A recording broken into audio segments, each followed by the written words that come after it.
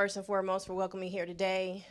It was a very emotional play for me, myself, being a Milwaukee native, and hearing of the different challenges that have experienced in St. Louis. I think we've been there ourselves with Dontre Hamilton as well as with Orlandersmith. And I can probably count on multiple hands how many times myself or my family members have had similar experiences. So in respect of not always understanding cultural differences, it's critical to how we move forward in this community. I took the role as the executive director for the Office of African American Affairs, as you can see, because it's passionate in my heart for us to become equal. And it has never existed here in Milwaukee, let alone Wisconsin, or across our nation. And that's a problem for me. And while I might have had, in some cases, opportunities that many others of my ethnicity may have not, it's something that as a parent, as a mother, and stepmother, and aunt, we need to all collectively come together to drive positivity and equality for everyone. It's critical to understand each other's differences and to appreciate them for what they are, and to extend dignity and respect to everyone. And we lack that. And as it was shared today, until the flood, about really looking at yourself and sometimes what has been instilled upon you from generation to a generation, to think outside the box, to appreciate people for who they are, I think that challenge can continue unless we really start having a real conversation. So I appreciate the second part of this phase to really utilize the Zeidler Center to express how we can go about that change, what we can do, again, collectively to make that change a reality for those in this community locally, but across the state.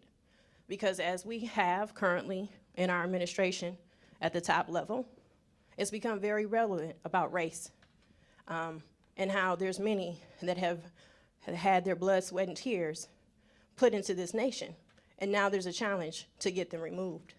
So I speak here today, and I'm shaking because it really runs deep. I'm almost at a loss of words as to how much we really need to drive a very systematic plan that speaks to race and equality. As the director of the office, one of my missions over the next 18 months is to really explore what would that look and feel like. A racial equity plan that looks at the root causes within our government structure, because that's how some of our racism has been established from day one. It goes back to our housing segregation. It goes into our transportation.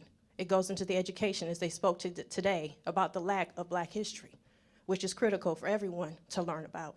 It goes into our health metrics, which play a role physically, but also mentally, again, which was mentioned today, about trauma.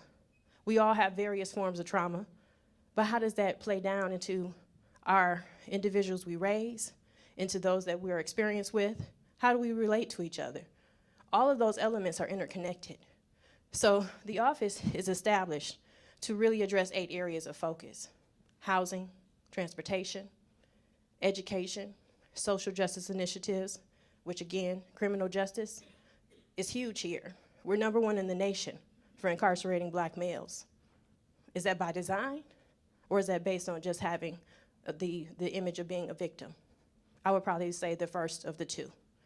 These are all discussions that we need to continue to have, and I know that I'm running short on time, but one thing that we are doing this week is hosting one of many, which is called a community hub, with the City of Milwaukee's Collaborative Reform, to specifically talk about community policing. It's scheduled for Tuesday, March 20th at the Washington Park Senior Center, and I will welcome anyone here today to participate on that, because we're driving solutions on what our policies should look like when it comes to community engagement, when you're having that interaction at the time of working with law enforcement. It's critical when you're talking about our Black community, because oftentimes the approach, the perceived authority, the honesty or lack thereof is definitely something we need to work towards fixing. So I thank you for your time today, appreciating you hearing me out, and looking upon learning more about the report that will come from the Zeidler Center. Thank you for your time.